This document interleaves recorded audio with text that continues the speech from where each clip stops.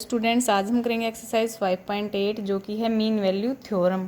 ठीक है, तो सबसे पहले हम करेंगे रोल्स थ्योरम। रोल्स थ्योरम क्या है हमारी, अगर कोई भी फंक्शन है जिसकी डोमेन तो है क्लोज्ड इंटरवल ए बी और कोडोमेन क्या है आर, रियल नंबर, अगर वो एक कॉन्टिन्यूस फंक्शन है इस डोमेन पे और डिफरेंशिएबल फंक्शन है ओपन इंटरवल पे। यहाँ देखिए कॉन्टिन्यूस तो होना चाहिए क्लोज्ड इंटरवल पे और डिफरेंशिएबल होना चाहिए ओपन इंटरवल पे, such that f of a function की वैल्यू ए पर इक्वल टू फंक्शन की वैल्यू बी पर हो जाए, then there exist some C in A b. तो इस ओपन इंटरवल ए बी में एक सी पॉइंट ऐसा एग्जिस्ट करेगा such that F dash C is equal to zero. तो रोल्स थ्योरम में हमारे पास क्या क्या होनी चाहिए, सबसे पहले वो कॉन्टिन्यूस होना चाहिए क्लोज्ड इंटरवल ए बी में, उसके बाद क्या होना चाहिए डिफरेंशिएबल होना चाहिए ओपन इंटरवल ए बी में, उसके बाद f of a equal to F of b होना चाहिए। अगर ये तीन चीज़ें हमारे पास आ जाती हैं तो हम रोल्स थ्योरम अप्लाई करेंगे। Means then there exist some C in open interval A B such that F dash C हम जीरो पुट करेंगे। ठीक है, मीन वैल्यू थ्योरम क्या है, एक्सटेंशन है ये रोल्स थ्योरम की। इसमें क्या है, वही है, एक फंक्शन ए बी है क्लोज्ड इंटरवल से रियल नंबर पर, एक सबसे पहले तो वो कॉन्टिन्यूस होना चाहिए क्लोज्ड इंटरवल में, डिफरेंशिएबल होना चाहिए ओपन इंटरवल में। देन यहाँ पर देखिए ये चीज़ नहीं है हमारे पास। ठीक है, तो यहाँ पे क्या है, then there exist some C in A B such that F dash C, यहाँ पे देखिए जीरो के इक्वल था, यहाँ पे क्या है F of B minus F of A upon B minus A. ठीक है, तो फर्स्ट क्वेश्चन में हमें क्या करना है कि हमें रोल्स थ्योरम वेरीफाई करनी है। तो सबसे पहले देखिए हम देखेंगे कि ये क्या है, ये एक पोलिनोमियल फंक्शन है और हमें पता है कि जो पोलिनोमियल फंक्शन होता है वो हमेशा कॉन्टिन्यूस होता है क्लोज इंटरवल में। आप इसे प्रूव भी कर सकते हैं, इसकी कॉन्टिन्यूटी आप प्रूव भी कर सकते हैं। ठीक है, जो हम इंटरवल में पीछे हमने कॉन्टिन्यूटी प्रूव की थी, उसी तरह से इसका एफ डैश एक्स देखिए क्या आएगा 2x प्लस 2। अब ये भी एक पोलिनोमियल है तो ये भी क्या हो जाएगा, डिफरेंशिएबल हो जाएगा। ठीक है, देखिए अब ये कॉन्टिन्यूस भी है, डिफरेंशिएबल है। थर्ड चीज़ क्या थी, f of a equal to F of b होना चाहिए। ए क्या है यहाँ पे -4 है, बी क्या है यहाँ पे 2 है, तो एफ ऑफ -4 क्या आएगा, यहाँ पर -4 पुट कीजिए। ठीक है, इसकी वैल्यू आ जाएगी। ऐसे ही एफ ऑफ 2 क्या आएगा, यहाँ पर इसकी वैल्यू पुट कीजिए। हम देख रहे हैं f of -4 equal to F of 2 है, तो ये सभी जो तीन कंडीशन है रोल्स थ्योरम की ये सेटिस्फाई होगी तो क्या आएगा, then there exist a number C in A B such that F dash C is equal to zero आएगा। Means F dash C is equal to zero put करना है। एफ डैश सी क्या आएगा, देखिए एफ डैश एक्स था 2x plus 2, तो F dash C क्या आ जाएगा, एक्स की जगह मैं सी पुट करूँगी तो 2c प्लस 2 हो जाएगा, तो ये क्या आ जाएगा 2c plus 2 equal to zero. तो यहाँ से c की वैल्यू आ गई -1। अब हमें पता है -1 जो है वो -4 और 2 के बीच में ही आता है, तो यहाँ पे रोल्स थ्योरम जो है वेरीफाइड हो गई। क्लियर है। इसी टाइप से हमारा सेकंड क्वेश्चन है। सेकंड क्वेश्चन का फर्स्ट पार्ट देखिए, हमें ग्रेटेस्ट इंटीजर फंक्शन दे रखा है। अब हमें पता है जो ग्रेटेस्ट इंटीजर फंक्शन होता है वो कभी भी कॉन्टिन्यूस होता ही नहीं। ठीक है, क्योंकि उसकी लेफ्ट हैंड लिमिट और राइट हैंड लिमिट कभी भी सेम नहीं होती। उसी तरह से वो डिफरेंशिएबल भी नहीं होता, तो रोल्स थ्योरम एप्लीकेबल नहीं होगी। ऐसे ही इसके सेकंड पार्ट में भी होगा। सेकंड पार्ट में भी हमारे पास क्या ग्रेटेस्ट इंटीजर फंक्शन है वो भी नहीं होगा, उसमें भी रोल्स थ्योरम एप्लीकेबल नहीं होगी। थर्ड पार्ट में देखिए x² - 1 ये एक पोलिनोमियल फंक्शन है तो ये कॉन्टिन्यूस होगा। ठीक है, फिर उसका डिफरेंशिएशन करेंगे तो 2x आएगा, तो ये डिफरेंशिएबल भी होगा।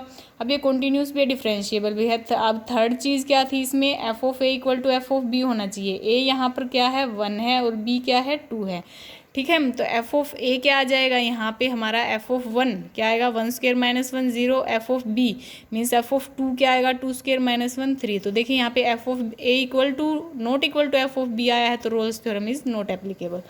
क्लियर है। थर्ड सब में देखिए हमें एक फंक्शन दे रखा है जिसका एफ डैश एक्स है डज नॉट वैनिश, तो हमें प्रूव करना है कि f of -5 is not equal to F of 5। देखिए ये एक डिफरेंशिएबल फंक्शन दे रखा है। अब हमें पता है कि जो डिफरेंशिएबल फंक्शन होता है वो कॉन्टिन्यूस तो होता ही है। ठीक है, तो यहाँ देखिए डिफरेंशिएबल है तो वो कॉन्टीन्यूस होगा, तो कॉन्टीन्यूस हो गया, डिफरेंशिएबल हो गया। ठीक है, अब मीन वैल्यू थ्योरम हम यहाँ पर अप्लाई करेंगे, क्योंकि हमें नहीं पता कि यहाँ पे f of a equal to F of b है या नहीं, कैसे हमें निकालना है नहीं पता। हम यहाँ मीन वैल्यू थ्योरम अप्लाई करेंगे। मीन वैल्यू थ्योरम में ये दो चीज़ें थी, फिर थर्ड चीज़ क्या थी, there exist C belongs to -5 to 5 such that F dash C क्या था, F of B minus F of A upon B minus A. B क्या है 5 है, ए क्या है -5 है, तो क्या आ जाएगा F of 5 minus F of -5 upon 5 minus of -5। लेकिन हमें ये दे रखा है कि क्या दे रखा है कि F dash X does not vanish anywhere, means ये कहीं भी वैनिश नहीं होता, मीन्स एफ डैश सी की वैल्यू कहीं भी जीरो नहीं आती है। तो ये नॉट इक्वल टू जीरो आएगा यहाँ पर। ये नॉट इक्वल टू जीरो कब आएगा, जब ये वाली चीज़ क्या होगी, नॉट इक्वल टू जीरो होगी। ये वाली चीज़ not equal to zero means इसको उस साइड ले जाएंगे तो F of 5 is not equal to F of -5 आ गया। ठीक है, उसके बाद फोर्थ क्वेश्चन में हमें मीन वैल्यू थ्योरम वेरीफाई करनी है। फोर्थ क्वेश्चन में देखिए, सबसे पहले तो ये पोलिनोमियल फंक्शन है तो ये कॉन्टिन्यूस होगा, डिफरेंशिएबल होगा। ठीक है, मीन वैल्यू थ्योरम है तो there exist some C belongs to 1 4 such that F dash C क्या था, F of B minus F of A upon B minus A, यही था। बी क्या है यहाँ पे 4 है तो एफ ऑफ 4 आ जाएगा माइनस एफ ऑफ 1 आ जाएगा अपॉन 4 माइनस। अब एफ ऑफ 4 की वैल्यू कहाँ से निकालेंगे, यहाँ से एक्स की जगह 4 पुट करूँगी तो 4 square minus 4 into 4 minus 3 minus F of 1 की वैल्यू निकालूंगी इसी तरह से, अपॉन में 4 माइनस 1 था 3। इसको सोल्व कर लूँगी, वैल्यू आ जाएगी हमारे पास ये एफ डैश सी की वैल्यू। क्लियर है। अब देखिए एफ डैश सी जो है वो 1 आया है, लेकिन जो एफ डैश सी रियलिटी में है यहाँ से तो आया है 1, यहाँ से क्या आएगा एफ डैश सी, यहाँ से देखिए एफ डैश एक्स क्या आएगा, यहाँ से 2x माइनस 4। ठीक है, तो x की जगह में c पुट करूँगी तो एफ डैश सी क्या आएगा 2c माइनस 4, यही आएगा। तो 2c माइनस 4 की वैल्यू क्या है 1, ये भी एफ डैश सी है और ये भी एफ डैश सी है, तो 2c माइनस 4 की वैल्यू है 1। तो यहाँ से c की वैल्यू आ जाएगी मेरे पास, क्या आएगी यहाँ c आएगा 2c minus 4 is equal to 1, तो 2c आ जाएगा। तो c की वैल्यू क्या आ गई 5/2। 5/2 तो 1 और 4 के बीच लाई करता है, क्योंकि इसकी वैल्यू होती है 2.5, तो ये 1 और 4 के बीच लाई करता है, तो मीन वैल्यू थ्योरम वेरीफाई हो गई। अब हमें हमारा एक क्वेश्चन है जिसमें हमें दे रखा है कि c की वो वैल्यू बताइए जिसके लिए एफ डैश सी 0 हो। ठीक है, अब हमें एफ डैश सी यहाँ पर तो हमारा 1 आया था, एफ डैश सी 1 आया था, लेकिन अगर हमें ये दे रखा कि एफ डैश सी अगर हमारा 0 है तो मुझे सी की वैल्यू फाइंड आउट करनी है। तो इसका मीन्स क्या होगा, ये वाली चीज़ इक्वल टू 0 है, यहाँ सी आएगा, ये वाली चीज़ इक्वल टू 0 है, तो यहाँ से सी की वैल्यू आ गई 2 जो इसमें बिलोंग करती है। तो सी की वैल्यू 2 पर जो फंक्शन की वैल्यू है एफ डैश सी वो 0 है। ये आपका 5th क्वेश्चन था। अब 6th क्वेश्चन जो है मीन वैल्यू थ्योरम वो सेकंड पार्ट में आप खुद से अप्लाई करेंगे। देखिए फर्स्ट और सेकंड पार्ट में तो क्या है, कॉन्टिन्यूस और डिफरेंशिएबल वो है ही नहीं, तो आपको सोल्व करने की ज़रूरत ही नहीं है, मीन वैल्यू थ्योरम एप्लीकेबल नहीं होगी। थर्ड पार्ट में उसी टाइप से करेंगे, आप एफ डैश सी की वैल्यू निकालेंगे, क्योंकि वो कॉन्टिन्यूस और डिफरेंशिएबल है, तो एफ डैश सी की वैल्यू निकालेंगे। क्लियर है। तो इसी के साथ आपकी एक्सरसाइज कंप्लीट हुई। आई होप आपको वीडियो अच्छा लगा। अगर आपको वीडियो अच्छा लगा तो इसे लाइक शेयर और सब्सक्राइब जरूर कीजिए। Thank you.